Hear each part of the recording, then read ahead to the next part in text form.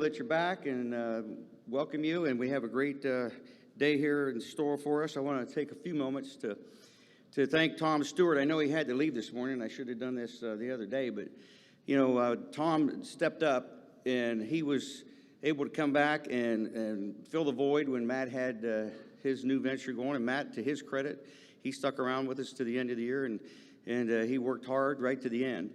And Tom was in there and helped us to design and to get this meeting and bring the people in here and the presentations. And I don't know how it all happens behind the scenes, but they do a wonderful job. And I want to thank the staff for the hard work that they put into it, and this video and all those things. This all started months and months prior to this date and to this meeting. And so a lot of work went into it, and the juggling, the ups and downs, the booking people and so forth and so on. There's so much that happens behind the scenes. So thank you to the staff, and special thanks to Tom. If you talk to him or whatever, give him a pat on the back for stepping up again. I think he's done that a couple times now. So he's a great guy. He loves this organization. He's put his stamp on it, and he wants it to succeed. So we appreciate everything that he has done. Also, the great exhibitors and sponsors that have stepped up to make us have a really great meeting, and to be able to come to this venue to put this on. It's a great place and very comfortable, and I think we've been here quite a few years, and we really enjoy it, and hope we can continue to work out a relationship with the hotel here, and having Easton out here for bring your families and your wives. My wife comes, but you know, she lets me do this, so she goes out there and does that. So I just hope she stays away from Louis Vuitton, you know, if you know what I mean. But anyways, today with our jam-packed day planned, we have some interesting content, including our keynote speaker for the closing of our day, Ohio Attorney General Dave Yost. So he'll be here later today. And today's session moderator is Aaron Thompson from TC Energy, and at this time I would invite Aaron to the stage to share some brief comments and introduce our first speaker. Welcome, Aaron.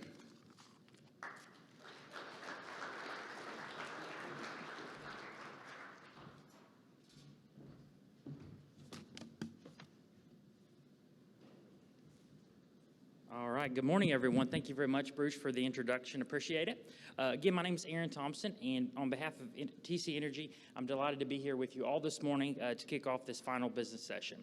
As with us all, 2021 continued to be a testing time for us at TC Energy as we address COVID-related challenges while working to enhance our business.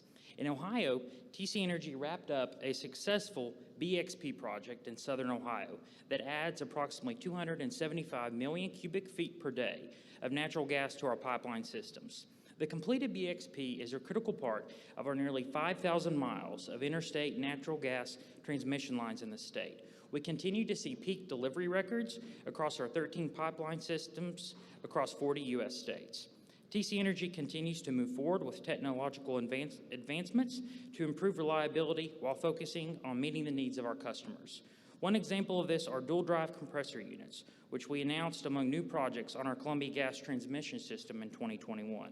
These units will operate as electric-driven motors, during which time the unit would not produce emissions to compress gas.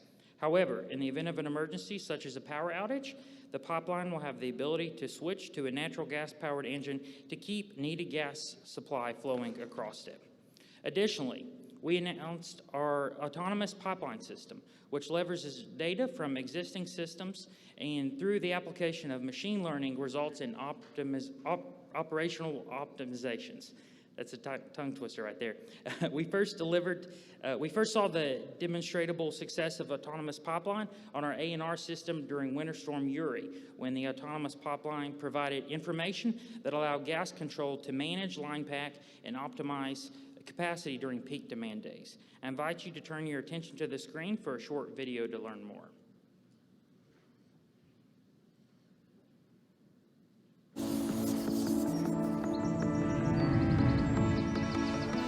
Natural gas pipelines deliver essential energy to our communities 24/7, 365 days a year. TC Energy's Superstar gas controllers monitor thousands of data points from many different systems. Every Every day they must make hundreds of decisions just to get energy from point A to point B. We want to free up our controllers to do more. We want to deliver energy more safely, sustainably, efficiently, and reliably. That's why we've developed Autonomous Pipeline. Led by humans, powered by data and analytics, and continuously improving. Autonomous Pipeline changes the way we collect, analyze, and take action on data. It collects critical, real-time data from thousands of sensors and systems along our pipeline, metering and station pressure data points.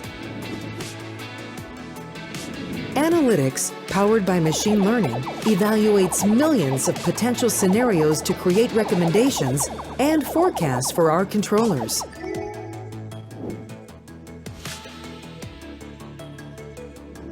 Our data scientists and engineers work with gas control to surface new functionality that continuously improves the system. Autonomous Pipeline becomes faster and smarter every day. Better operational decisions. Better for our controllers, our customers, and our communities. Gas Control can see how to create additional market opportunities for our customers without compromising safety. More environmentally friendly, highlighting opportunities to cut GHG emissions. Predicting the most optimized path leads to increased efficiency and improvements in operating costs. Autonomous Pipeline helps controllers deliver uninterrupted natural gas to homes, hospitals, and schools, 24/7, 365 days a year. For more information, go to tcenergy.com/autonomous pipeline. In addition to operational enhancements, TC Energy continues to remain committed to being a good neighbor for the communities that we operate in. Since 2017 in Ohio alone, TC Energy has contributed over $1.5 million through our company's community investment and Build Strong programs to 220 501c3 organizations across the state.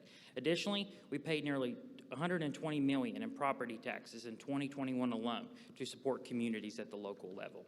The TC Energy Scholarship Program has provided scholarships to 42 Ohio students for tuition assistance across 25 educational institutions over the past 5 years. The TC Energy Scholarship Program was created based on an understanding that support for education is not only important to our business, but also important to the communities where we live and work. We've got a few different categories that students can apply. Our STEM scholarship awards to students who are studying science, engineering, technology, or math, academic disciplines related to our industry, and can demonstrate a strong commitment to their communities through volunteerism, leadership, or other community involvement. Our Indigenous Legacy Scholarships is awarded to Indigenous students annually who are pursuing any full-time post-secondary program at a registered educational institution. And then lastly, our Trade Scholarship is awarded to students annually who are studying trades relevant to the energy industry.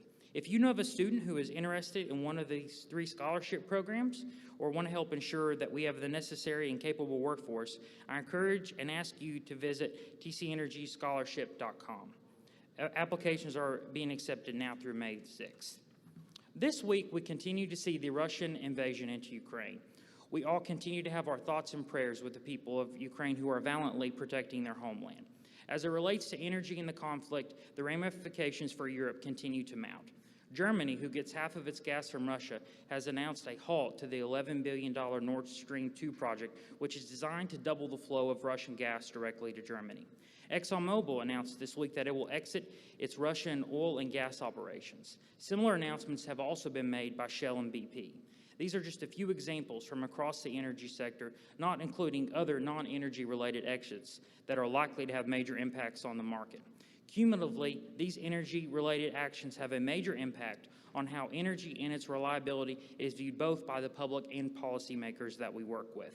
Everyday companies and organizations represented by those of us in this room play a critical role in providing energy to people, not only here in Ohio, but across the United States and beyond. We work together collectively to provide reliability and certainty in providing energy for homes, along with the commercial and industrial manufacturer sectors.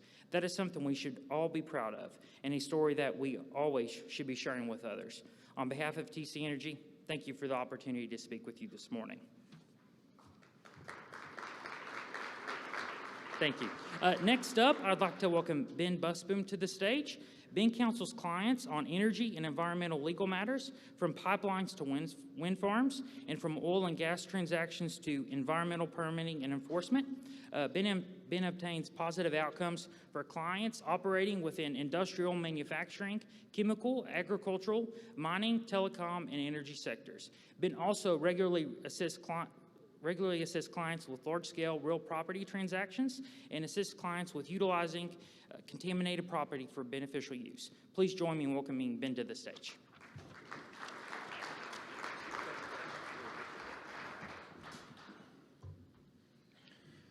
Well, thank you very much for that warm and lengthy introduction. I apologize for that marketing piece.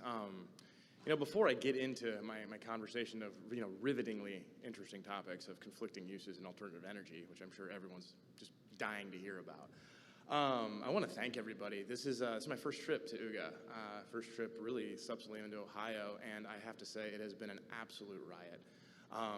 From the folks I've got to meet, the friendly faces, and just the industry information generally, it has been incredible. I really, really, really look forward to coming back next year and appreciate the opportunity to be here. So I'm going to try to get this figured out. Click here. You guys have got this figured out. So who am I and why do you care? I feel like this is always an interesting point of conversation because you really shouldn't, but I suppose a little bit of background is never a bad thing.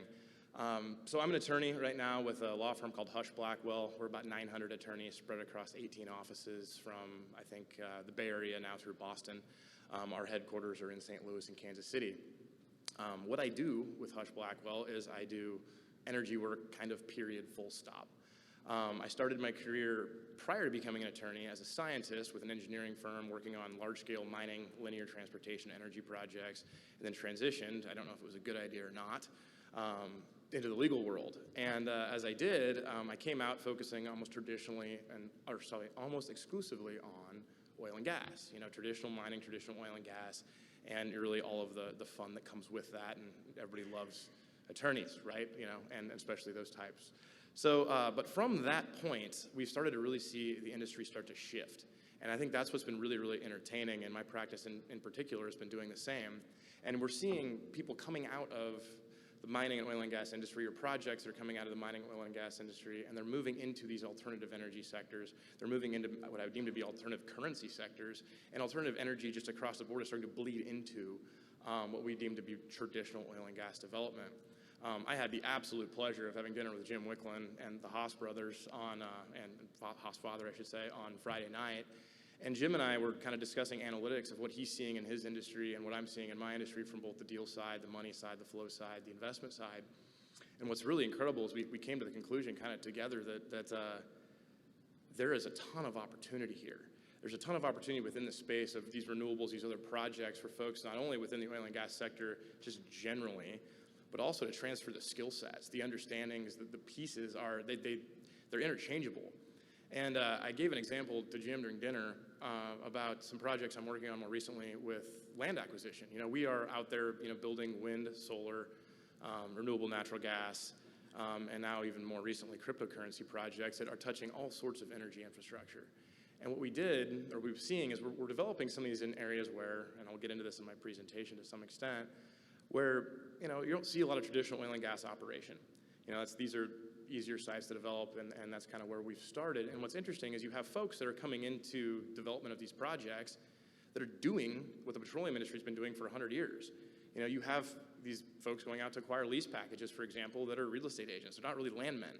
I got into a project in the upper Midwest recently where we had some folks trying to do our site control and our land acquisition.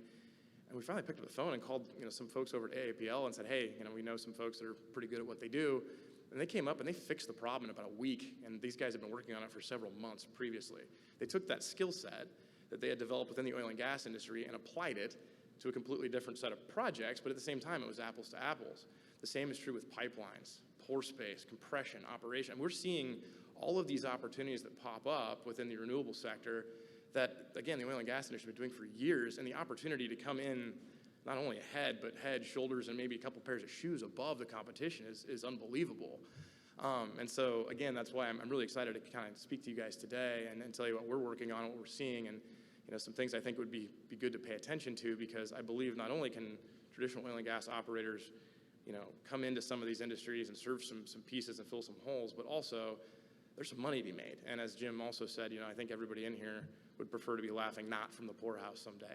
And we are seeing some really, really good opportunities there as well. So the easy sites are diminishing. This is, if you look at the kind of the last 10 to 15 years of alternative energy development, I say alternative, I'm supposed to say renewable now because I think that's the PC term. What's been interesting is, you started to see all these really, really premium sites start to get developed. Wind came first, and we'll talk about that to some extent as well, followed by solar. And while I was working in Kansas in the early 2000s, I remember I had a client that came in, and he had about, I think it was like 15,000 acres of Flint Hills kind of grazing ground that he was approached by a few large-scale wind operators.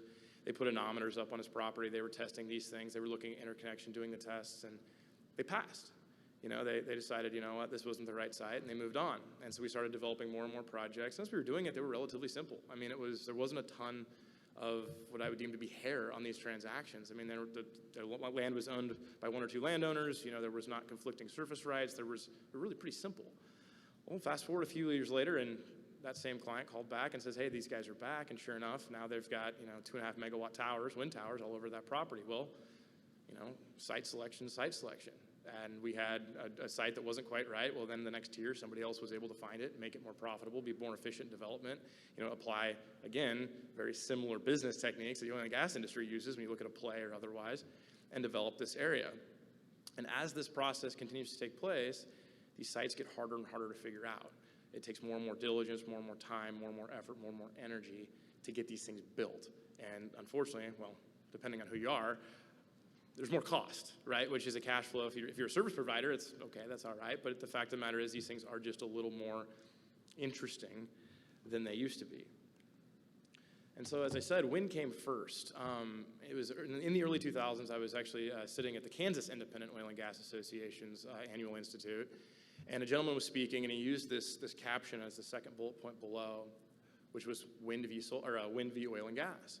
And it has the citation for the United States Supreme Court, that hasn't been decided yet, hasn't been published yet. And he went into this discussion about, listen, we have these uses, these conflicting uses that are becoming of the surface of a property, and what are we going to do about them? What are these things that may be laying out here in the future that may be a problem? And what he really was discussing more than anything is something called the accommodation doctrine, which I'm sure many of you are familiar with, at least the principle within the United States, and I'll talk about it a little bit more as I move through the slideshow. But the accommodation doctrine is simply a body of law. It comes out of Texas, and in the oil and gas producing states, we know it exists to some extent or another. And what it says essentially, like, I can make reasonable use of the surface of my property if I'm an oil and gas operator, and if I'm a surface owner, or if I've severed minerals. Your Latin for the day is your oil and gas lease grants you a profit appendre. It's the ability to come in under an implied easement to extract something from the earth.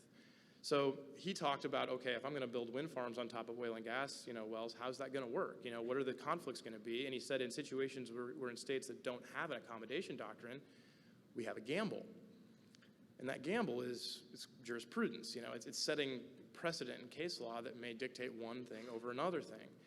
And his idea was, listen, if these guys, if the wind industry decides to go head-to-head with the oil and gas industry and win in some of these circumstances, then we have a problem, because now operations and development from the oil and gas industry's perspective are going to be tough. And on the other side of that coin, if these guys go to butt heads on use and other things, and the oil and gas industry wins, well, now developing wind farms is going to be much more difficult. And it was really insightful at the time. Like, it was really interesting. And it was a really great paper. And again, we all kind of wondered what would come of it. And the answer is really nothing. That's because a wind farm is a little bit different. Wind farm is a bunch of turbines, yes, but you can still use the property underneath the project for whatever you really need to. You can graze it, you can farm it, you can develop oil and gas in a pretty reasonable way. They're really not conflicting uses, they're just different uses. And so my comment now is, I think the guy may have missed his title. And I think the title should have been solar versus oil and gas, because this is where we're starting to see a very, very significant rub. You know, solar has become a situation where, I don't know if you guys have driven by a commercial solar facility recently, but they're large. They take up a lot of space, a lot of area, and there's no farming going on when those things are constructed. You know, they're there, right? And they're there for 20, 30, even 40 years. And at least that's what the lease terms are, that's what the plans are. So when I build a solar facility on top of something that maybe is an active oil and gas, you know, situation, now we've got a different discussion. Now we've got a couple things we gotta talk about. There's definitely some site control and development hiccups that start to show up. And in my practice, that's what I'm dealing with more and more every day. I had a gentleman and I from Oklahoma spoke at the Nebraska Wind and Solar Conference basically just about this issue. You know, it was simply, how do we come in and try to co-develop some of these projects in a way that makes sense, because we have industries that don't necessarily see eye to eye on certain things, and they can get really hairy. So when I say it can get really hairy, it has.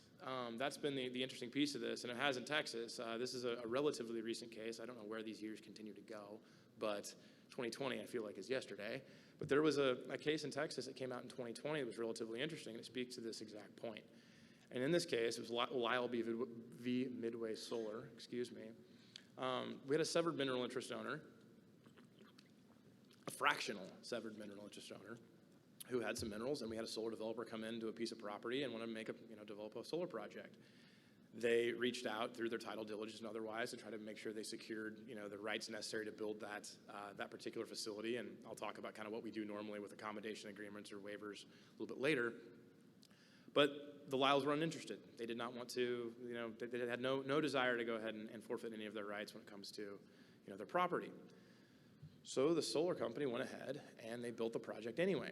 And they built the projects with setbacks. So in Texas is a state that has the accommodation doctrine, as we talked about. And so Midway's position was simply that we're going to set aside certain portions of property within this project that's going to allow anybody who would want to come in later and operate and drill to do so in a way that we think is, I guess, reasonable.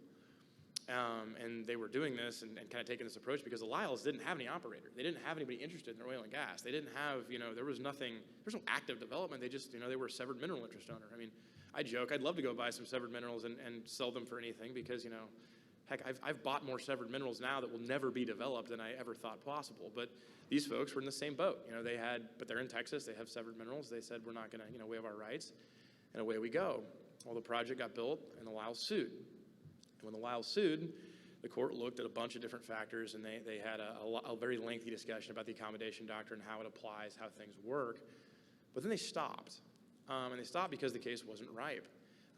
In the legal world, we have ripeness and we have mootness. A case is ripe when you have a justiciable controversy, right? You have something that can be judged upon. I can't sue somebody for something they haven't done yet, or for something I haven't done yet.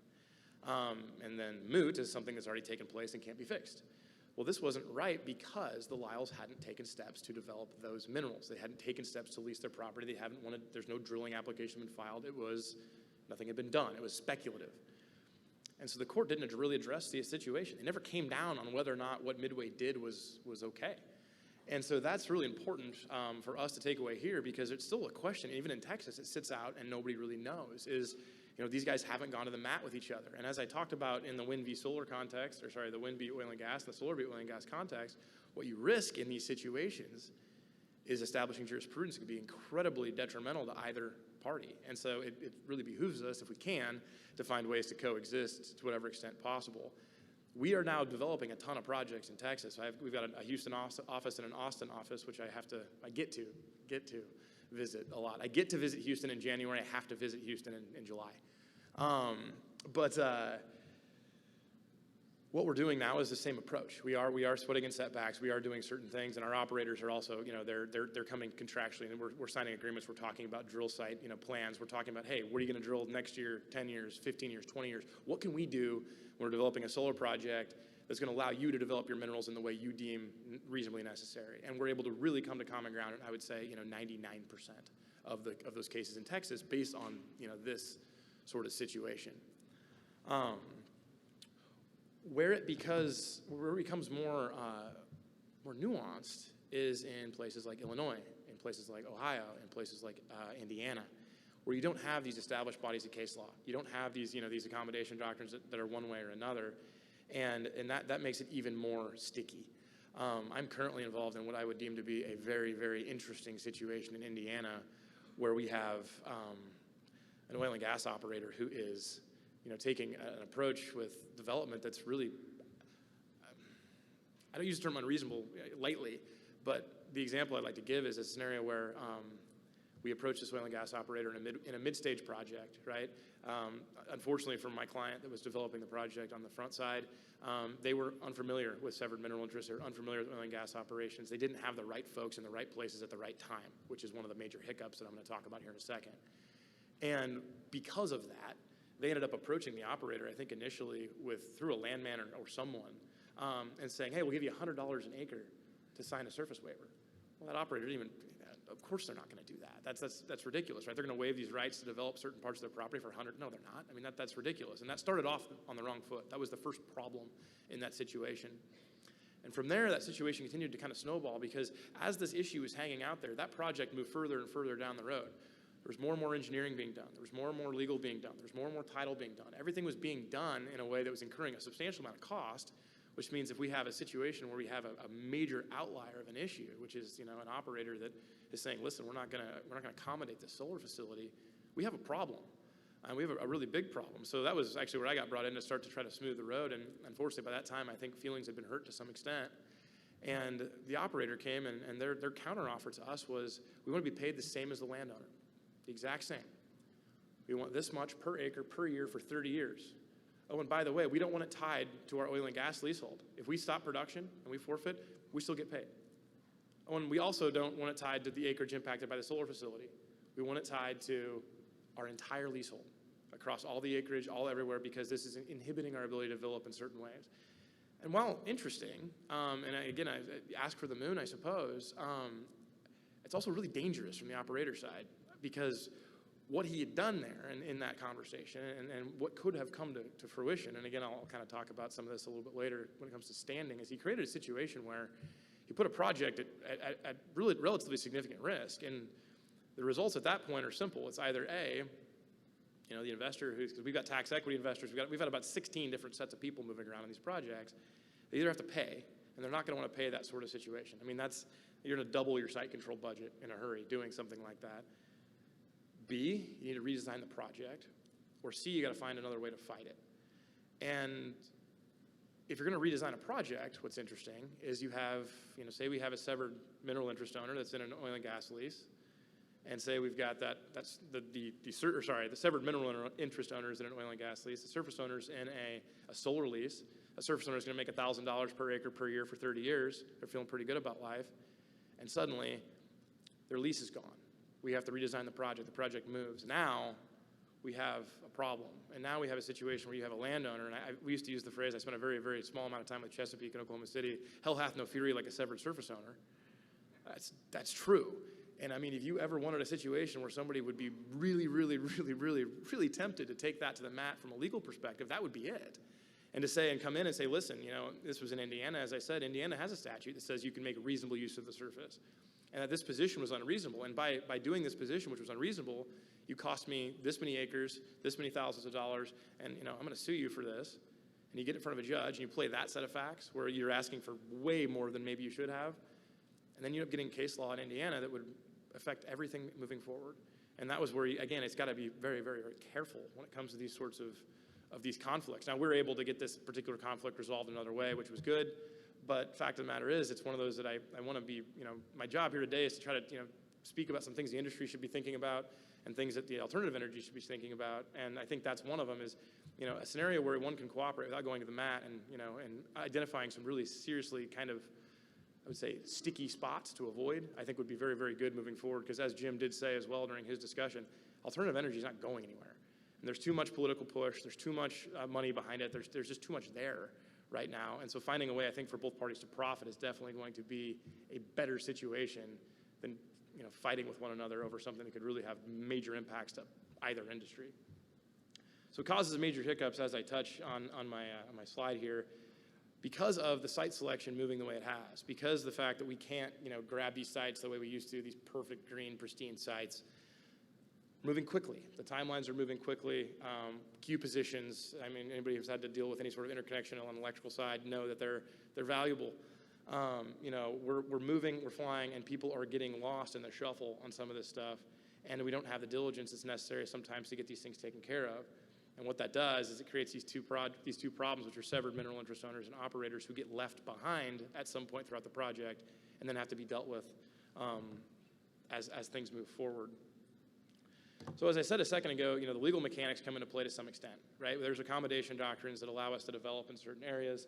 There are, you know, other, you know, legal pieces in states like South Dakota, for example, where we have, you know, you have actual set-aside rights for surface plays. We also have dormant mineral doctrines, I'm sure you guys are well aware of, that, you know, allow, you know, to reunite surface estates, et cetera. Those are all fantastic, but they don't matter a whole lot. And I say that because I've had more phone calls in the last 6 months than I care to think about, where we'll sit there with 3 attorneys in the room and say, well, here are our legal rights. Here's what here's what we can do. Here's what the law says. And the answer is, who cares? Because it doesn't matter. It doesn't matter because we have a legal standard, and that's fine, but we also have a title standard. You know, the way these things are working right now is we've got early stage developers grabbing projects, grabbing leaseholds, and then they're moving them to mid-stage developers. Mid-stage developers are grabbing these projects from the early stage developers. They're going through all the permitting, the title, the diligence, you know, the siting, the EPC work. They'll take it all the way to notice to proceed, to NTP, and then they'll transfer it again to a third party.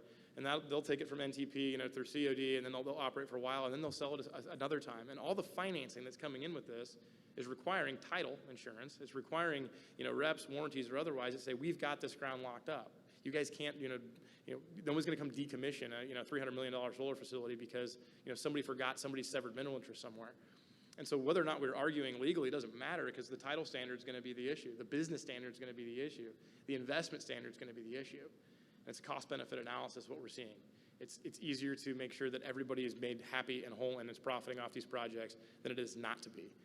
And so it's this really interesting intersection, again, because I have, you know, some development clients that are like, well, these are our rights. These are what we can do. This is what's going to happen. It's like, you're right, but who cares?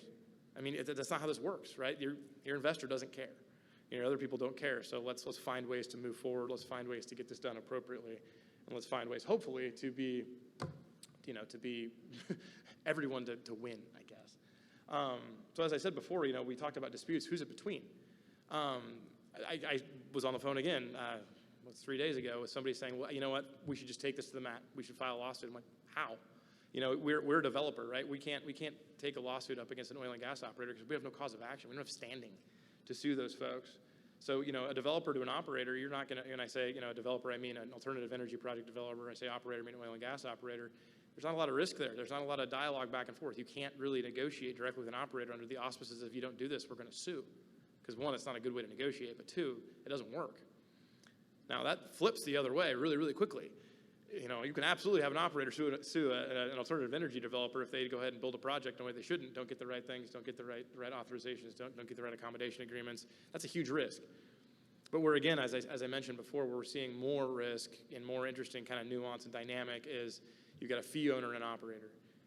You've got a severed mineral owner and an operator. You've got a surface owner and an operator. You know, these are situations where we're starting to see some legal risk pop up, and this is where, if I could give some advice and, I guess, provide some insight, I'm going to, which is, you know, we've all seen a Form 88 producer's lease. We know how oil and gas leases work. We know how proportional reduction, title standards, these pieces work. We have them in our oil and gas leases for a reason. It might be time within your oil and gas leases maybe to revise just a touch to deal with these projects.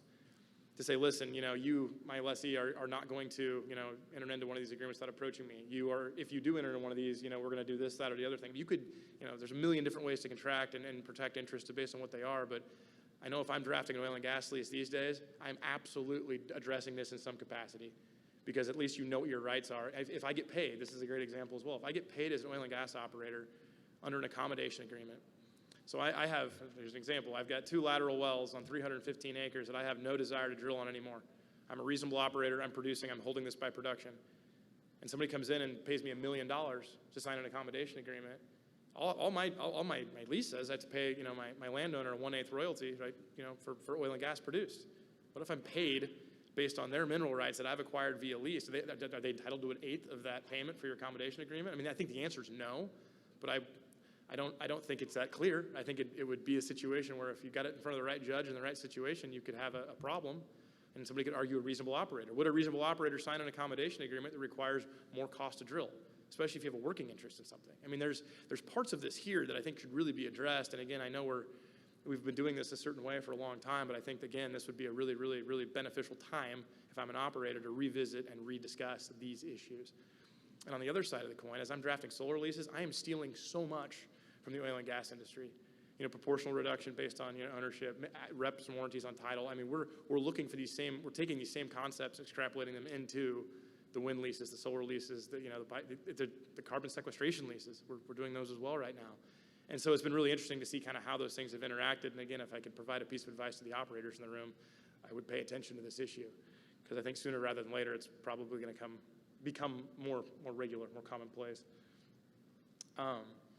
And so what do we do? That's the question, is what do we do? What are we seeing in the industry? And, something I kind of want to, talk about as well is, we're finding really, really great and creative ways to develop these projects simultaneously.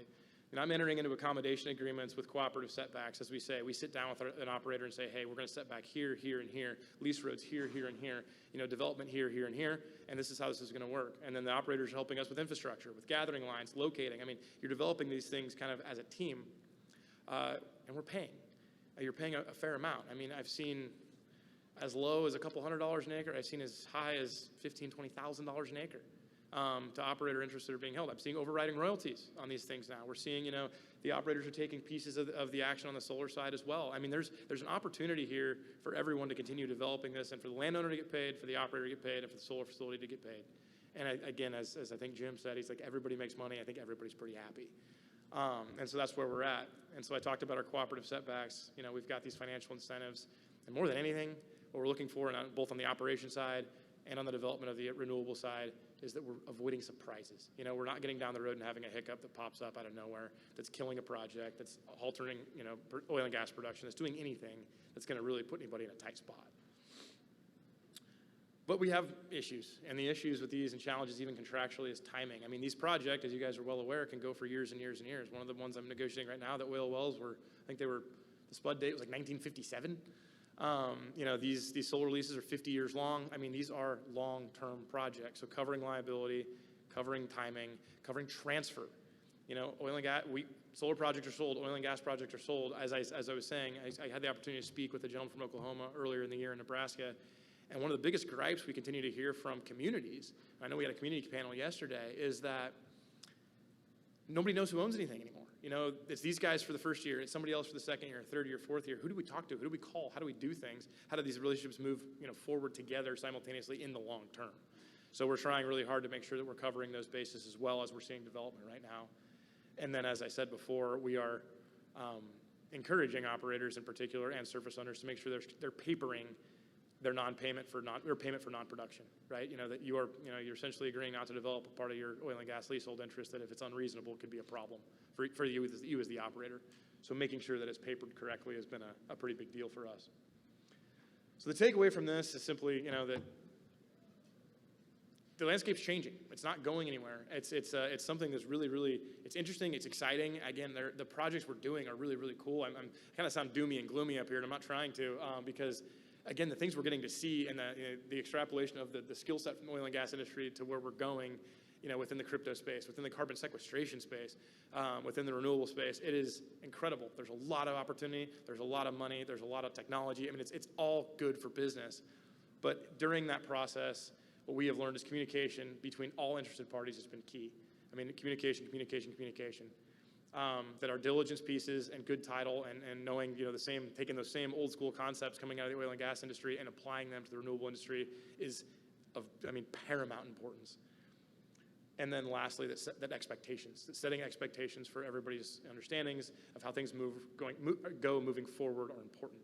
I think actually with the Haas's, we had a conversation about, you set a precedent on a deal one time, it follows you for the rest of your life.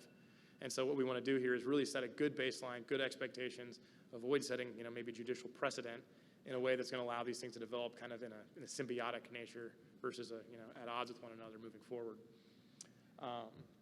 Because as I say in my last bullet point, the industries I think share a lot more than we think.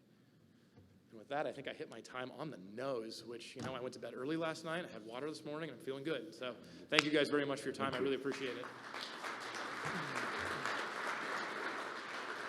Thank you, Ben. Are there any questions for our speaker? Got two over here.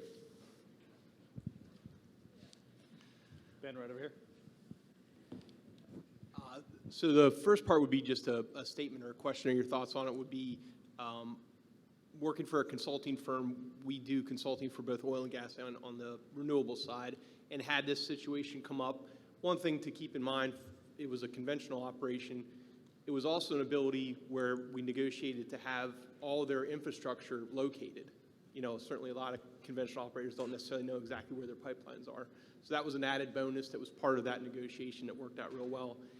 And still going through it, as far as negotiating the surface rights, was there ever any discussion on the alternative energy side of like having their facilities be somewhat mobile to allow for, you know, changes in things? And We've had that, and it's limited by tech, I think is where we're seeing it at the moment. You know, I joke, I get to work with a couple engineers on some projects that are ex-NASA guys, and so they like to, you know, they have big ideas on certain things. But, you know, to an extent, yes. That being said, where we keep getting we're hitting pushback is you can get creative, you can start thinking outside the box when it comes to mobility and, you know, infrastructure pieces moving around. But where we have a little bit of drag, and I'm sure you see it in both industries, is, well, that's not how we do it. It's not how we've always done it. You know, we've done it this way, and whether it be you've done it for a year or done it for 100 years, it's, well, this is the way we do things. And so we're getting some pushback both from a cost side, and then this is, well, why would we do this side? But to your point, yes, we've been having discussions to the extent possible to have these things done. That being said, I mean, I'm told, you know, I'm not an electrical engineer, and I don't pretend to be one. But it sounds like once these things are in place from a solar side, in particular, there's a lot there. And so movement, mobility, and even amending a project, like, you know, taking out some panels or moving panels around can be death to the project. Gotcha. And then the second question would be related to the negotiation process, where you talked a little bit about terms. And maybe it's not really a discussion for this, but just, you know, do you have some ideas or thoughts on what would be reasonable for an operator to request from a solar company? I mean, that's probably more of a deeper discussion, but, you know, you gave the extreme of one end of, you know. Yeah, absolutely. No, I can tell you $100 an acre is a little bit ridiculous, and I can tell you that maybe 15,000 an acre is a little bit high. I think, as I said, the example I gave earlier, coming in a scenario where you're like, I want just everything and then some, opens you up for some risk, for sure. But yeah, I think we look at like the state of Texas, for example. They've got university land standards that range from like $1,500 to $3,000 per acre.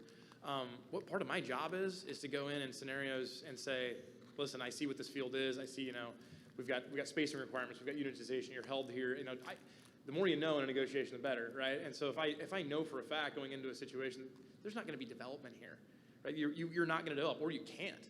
You know, a situation where, listen, I know under permitting or otherwise, you can't drill any more wells here. You're done.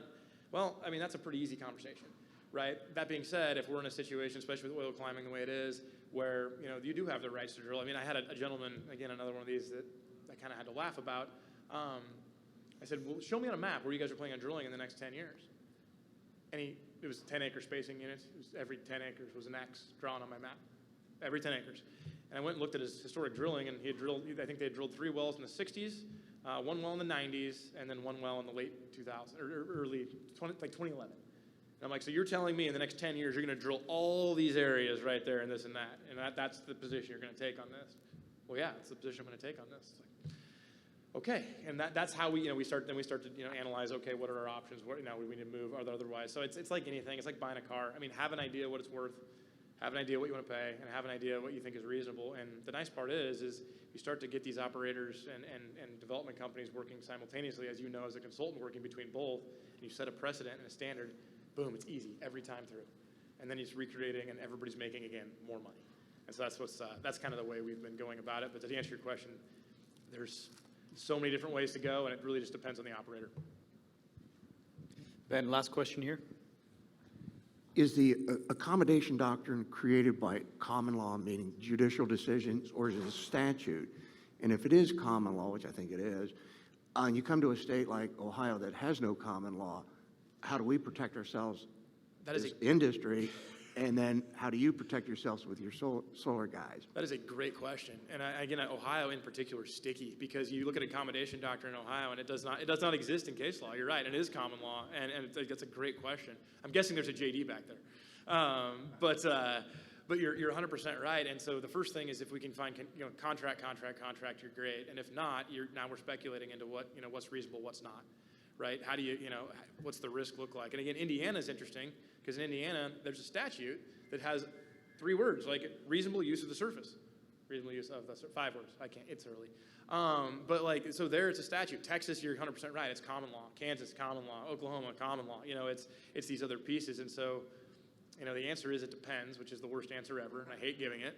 And the second one I hate to give, and I'm going to give it as well, and it becomes a business decision, right? So that's where we're at on that. But I think paying attention, and again, setting the right precedent both commercially and avoiding the wrong precedent judicially is important in all of these states because it's coming, it's moving, and it's going to continue. Thank you guys so very much for the time. I really, oh, we got another one, sorry. One more question. In regard to solar panel farms, what is your opinion on the lesser liability from the disposal of those panels once they reach their life cycle? Depends. So we're contracting for a lot of that right now. And we're needing, so for example, in Kentucky, we're starting to see bond posted, same like you would for a wind farm for decommissioning. You're seeing this being taken at a public policy level, right? So now it's required in this, that, or the other way. We're also seeing landowners that are asking those questions. They're saying, okay, when it comes to disposal, when it comes to this or the other thing, where are we at for decommissioning? Where are we at for replacement? And then where are we at, for my liability? So I cut my teeth, I'm a CERCLA lawyer as well, right? I deal a lot with hazardous waste, strict liability, that whole, I'm not gonna get into it, but who's responsible? We got battery storage, we've got these other things, lessees are curious about it. Our oil and gas operators are curious what happens if you end up dinging a panel, or something like that, or what happens if I end up dinging a weld, a pump jack. And so we're seeing it contractually being dealt with on every lease I'm seeing now. And then we're also starting to see it again on the public policy side of things. And like anything, as long as it's for avoiding surprises, which I think was one of my things, we're in pretty good shape. That's a hard question to answer. You know how you've seen certain oil and gas leases where you're like, wow, who signed this? And you see others, you're like, man, this is a heck of a lease. I would say there are some situations that are surprising to some extent, but all the development we're seeing, and this is, we talked about ESG to some extent as well, and now a lot of the tax equity that's coming into this is ESG driven, and one of the components of the ESG metrics we're seeing on the tax equity investment side are disposal, recycling, life cycle. It's cradle to grave management of the asset. And so I think it should become a more minuscule issue moving forward, and hopefully it continues to stay relatively small. Again, really, really appreciate it. Thank you guys so much. I've really enjoyed my time in Ohio.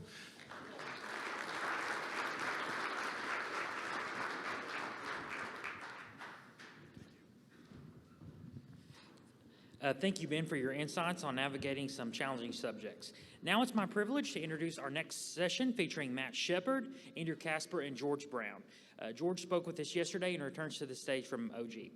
Matt Shepard founded Shepard Communication Strategies in 2021 after a 14-year career in public policy and communications for Chesapeake Energy. Shepard served as Chesapeake's Senior Director of Government Affairs, where he oversaw public policy initiatives in the Marcellus and Utica Shale.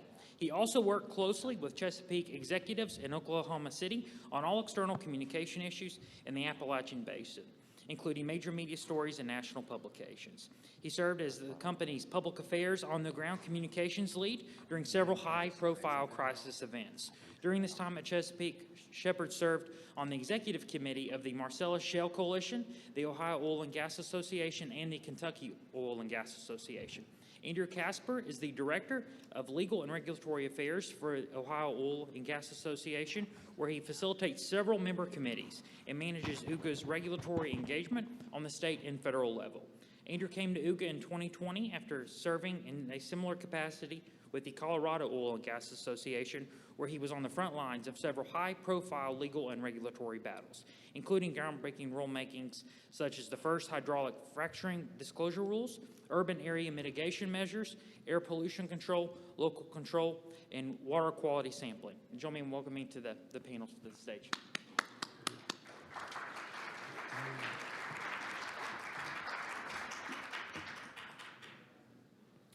Thank you and welcome everyone.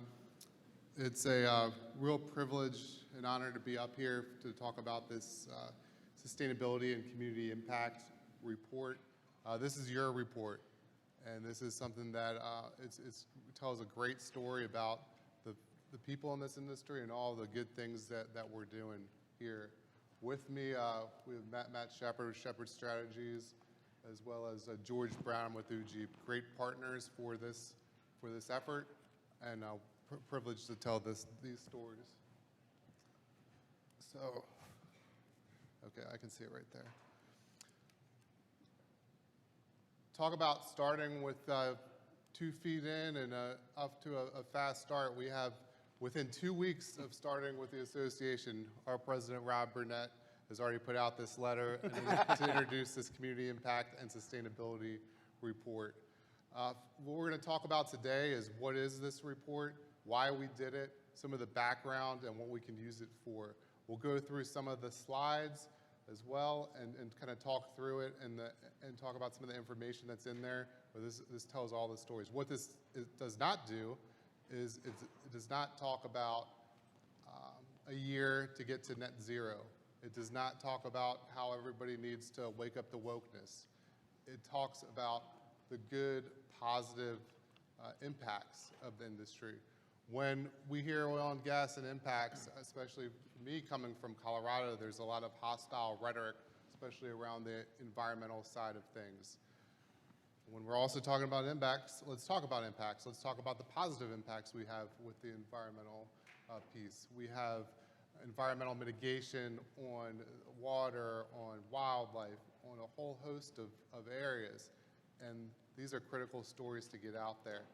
And so what we attempted to do here is take all of that information, all those good stories, and put it in one place. And so we'll be able to tell that to all of our allies and friends and others that could be interested. And so instead of hearing all the negative impacts from the industry, they have the positive impacts of the environment, of the oil and gas industry here. So thank you to all the members. Let's get started here. I'd like to ask Matt his perspective on why something like this is important to do as an association. Well, I think, first of all, thank you, Andrew, and thank you, George, for your contributions. And thank you to OOGA for the opportunity to work with the members and the companies and to interact with everybody on this report. We put it together pretty quickly. It was basically a month, three and a half to 4 weeks. Started with a survey monkey that went out to, I believe, all the members, asking a wide range of questions from monitoring equipment, environmental things, what are you doing in the field, to social impacts in the communities, trying to capture that. We received 17 surveys back and then got a few anecdotal things toward us. So we did not have a baseline data. It wasn't like we could go back and say, okay, in Ohio, we have gone from X to X. Nor did we, I think, and you and the team really feel it was that critical to do that. But instead, we were able to capture kind of the essence of how the industry is operating throughout Ohio, the difference it's making, both from an environmental perspective as well as what we're doing in communities, how we are investing billions of dollars in many different areas to make sure that Ohio remains a place where people are going to do business, people are going to live, and that energy is changing so rapidly. I mean, even in the last 2 weeks, what we're seeing, things are changing. But this type of report really just is able to give a snapshot in time of how the industry is evolving, how it is investing, and how it looks into the future, I guess you could say. Thanks, Matt. And this really did start at our last annual meeting when we were talking about, we had a presentation on some of the things that folks are doing to meet some of their internal company goals and sustainability efforts. And we talked about some of the drivers there, from regulatory pressures, from financial pressures, access to the capital. Folks want to see environmental issues addressed. Folks want to talk about these things. And we have some big numbers on the social piece as well. So let's go through a little bit of the slides here. So what this, how is this... Is this on the web now? Is this on the OOGA site, or it will be today? It will be okay. on the OOGA site very soon. Okay. And maybe, Matt, you can explain how this is going to look here. Sure, it's going to look a lot like this. Yeah. So what this is we have a web format, and we're also going to roll this out on print.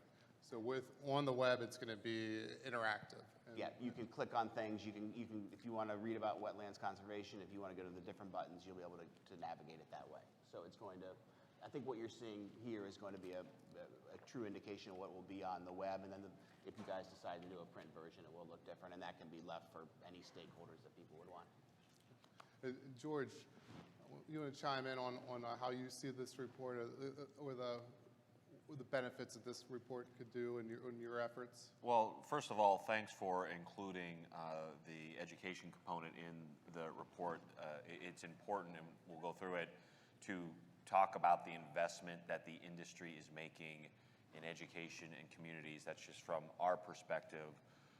More globally, with the report, we heard yesterday throughout that telling our story is more important than ever before. As Toby Rice said during his keynote yesterday, we are delivering energy cleaner, safer, more reliable, and more cost efficient than anybody else. So particularly on the environmental impact side, that is incredibly important to Ohioans. We know that in the public polling we've recently done, that the citizens of the state care about that, and they respond well when we tell them what we're doing to positively impact the environment. We have a good story to tell, and we're proud to partner with the association to help tell that, and know that this is a valuable tool for our organization, for Mike as he's engaging with community stakeholders, for Rob as he's engaging with elected leaders. It helps tell the story that is the good news of the industry. And I would be remiss if I didn't acknowledge Mike Chazzy over here. He did the lion's share of the work, tracking down all the pictures and stories and data from our members, so thank you for that. We talk a little bit about the environment and telling the good story about how production goes up and our emissions go down. It's a key piece of information that I think would be helpful to continue to track, so we can be equipped with the information that we need. You know, my day job, so to speak, is working on all these regulations, and what we're seeing is, at least with the US EPA's methane rule, is there's a whole host of interest from a lot of different groups, and a lot of different groups are putting a lot of different studies and a lot of different data together. I think it's critical for industry to do the same, so we can make sure that these studies are supported with actual facts and data, and they're operationally sound. I mean, ultimately, the industry, the members, you guys are doing great things. And you always say, if you're doing great things and nobody talks about it, who knows about it? This is the opportunity, and if the association decides to add on to this in future years, there are opportunities to go in a lot of different directions and to be able to get more data, talk about more things. But basically, it's a chance for this industry to really tout what it's done. We talk a little bit about some of the voluntary programs that folks are engaged in, and I think that's important. That's going to continue to grow. There's still a lot of different programs out there and a lot of different options that folks have to do to meet their internal ESG goals. And as an association, I think it's important to combine those efforts and be able to showcase where it's appropriate, and showcase some of the technologies that other companies can look at and see if it works for their company to meet their own company goals. So based on the survey, we would then, we reached out to different companies, and the survey data was blind, so we didn't know who was doing what, but a number of companies then got back to us as well with stories like Antero using a biofuel fleet. We just went through a Sense pneumatic upgrade program. We have a lot of great data from Gulfport, Dominion Energy Transfer, EQT, Sound Energy, Artex. I'm sure I'm running through somebody, but a lot of people got back to us with just great data and great stories. And we did send this to a lot of companies. The idea is to generate some interest, and we certainly believe that with this report, with more folks seeing it, more members seeing what we have put together here, that there's going to be more interest, and we'll be able to tell even more stories in the next year. talk about this? Yep, reached out to Gulfport. Again, this isn't trying to find a metric, trying to find something that we all have to do or that should be done. It's just what are our companies doing, and Gulfport wanted to focus on their Work Green initiative. Last year in Belmont County planted trees. They sent us great pictures. We were able to write it up, and then Gulfport is able to be kind of focused on here in the report. Same thing with the ZVAC program from Dominion. I mean, they were very kind to give us the information, the data, the photography we were able to use, and that worked out well in Southwestern on this slide about water sharing. I worked with, by the way, I want to shout out to Roy Harstein too. I don't know if anybody remembers him, but he worked for Southwestern, has Responsible Energy Solutions. He was a huge help in this report as well because he has a ton of experience on the regulatory front, on the reporting front. Given that the association itself doesn't have this data, it's important to where we could get the stories to be able to combine those, and we wanted to showcase the diversity of different areas, and I think we hit on some of the really key ones with water and air and wildlife. Energy Transfer's Wetlands Conservation Project with Ducks Unlimited in Ohio was a key one that they brought to us, and was something that we certainly were excited to highlight.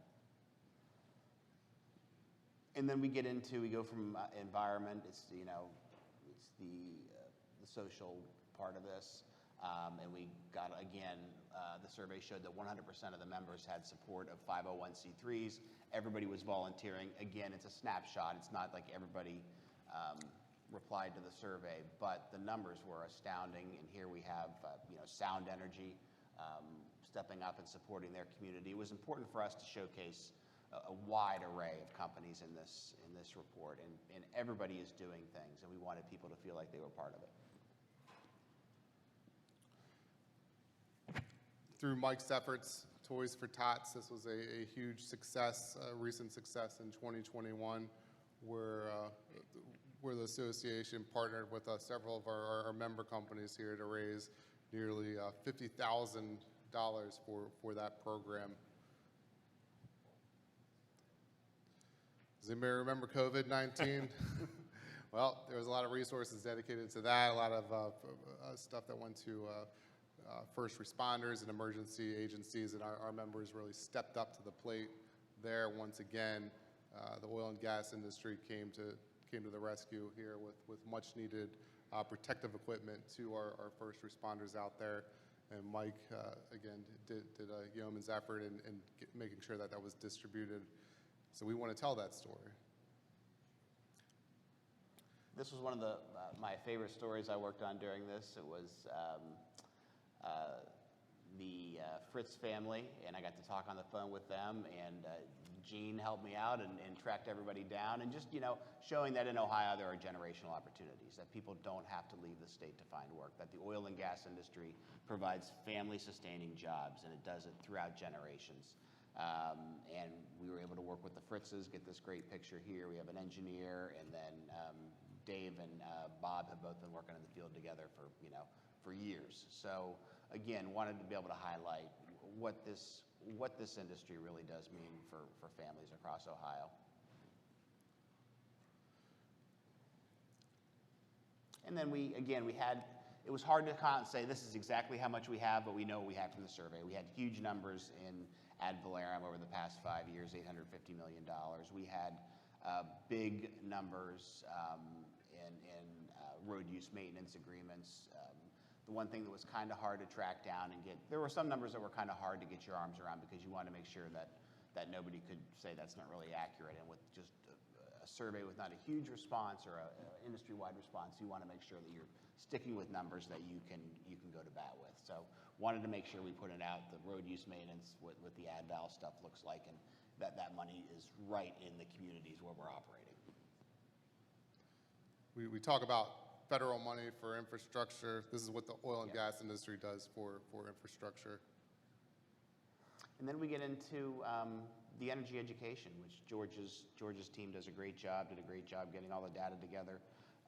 And another opportunity for us to highlight to policymakers, to local stakeholders, exactly what this industry is doing on the education front. And it's important because there have been such incredible investments in the education program, and it's not about the program, more so about the investment from the industry. And again, appreciative of the opportunity to help tell that story on behalf of the industry of that direct investment into communities. Our program tends to be that leading spear out and about in schools with first responders, more publicly facing with our different programs. So wanted to make sure we were helping to quantify the numbers and share into that too. And you see in there just the incredible numbers over the past 5 years, over 450 educators coming through our teacher workshop programs, 103 classroom presentations that have reached thousands of Ohio students with STEM and geology and curriculum, making career connections about the industry. And then with our scholarship program through the foundation of the $267,000 that have gone directly to students who are pursuing a career in the industry. Big numbers, big investments into Ohio's future.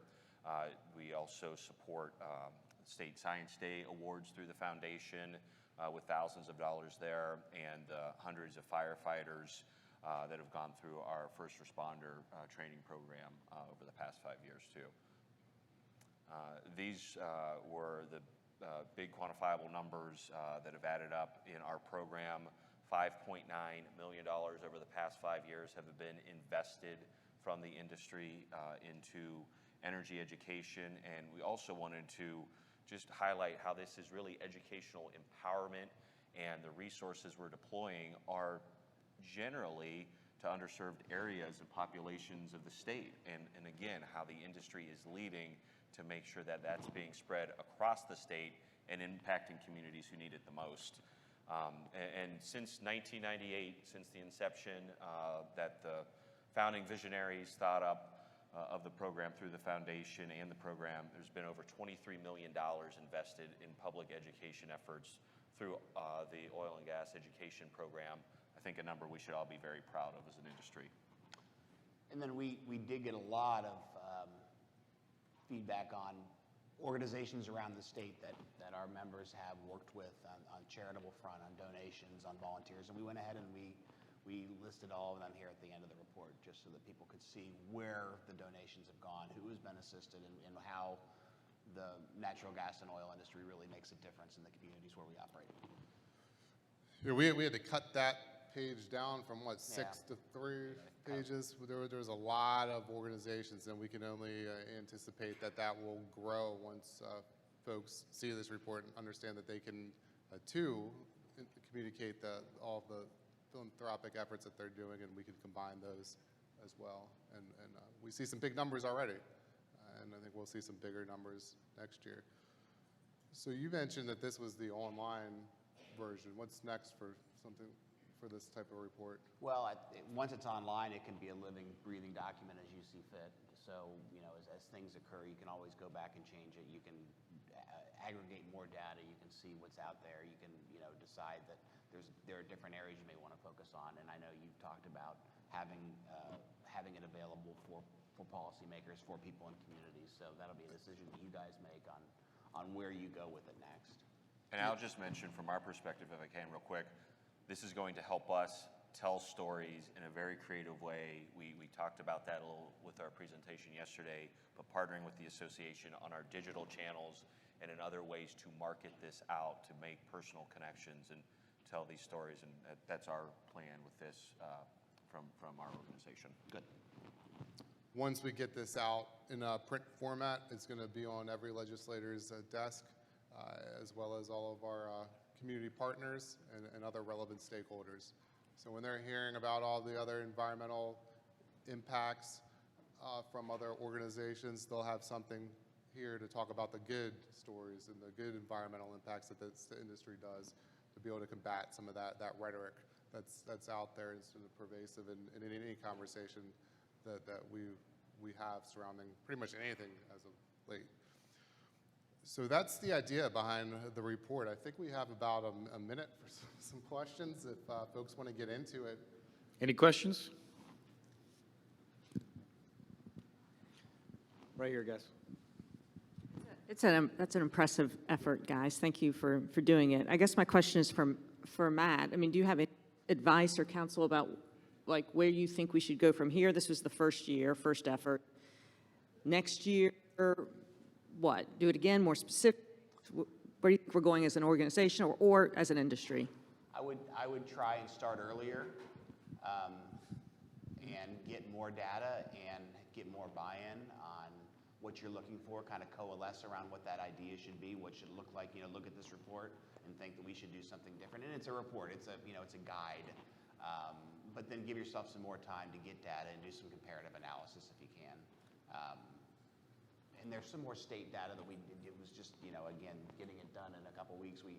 There were some things we probably would have wanted to do that just the time crunch of getting everything in, we didn't get to.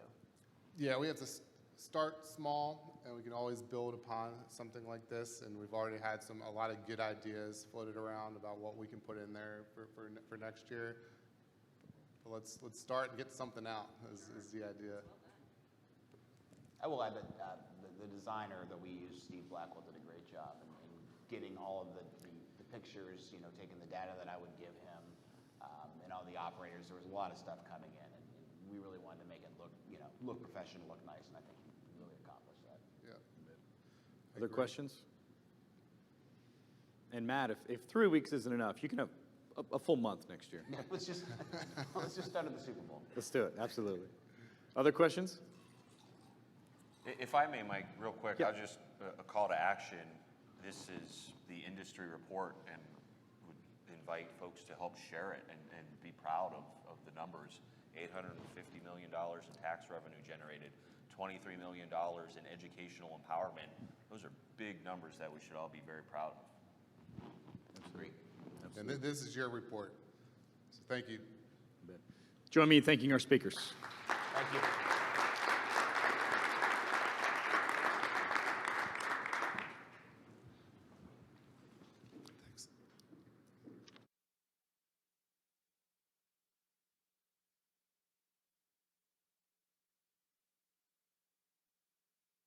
Andrew and Matt, and I think that this data will be very helpful for us all as we work to help promote and defend the industry. Let's step away for 10 minutes for a short break. We'll begin again promptly at 10:40.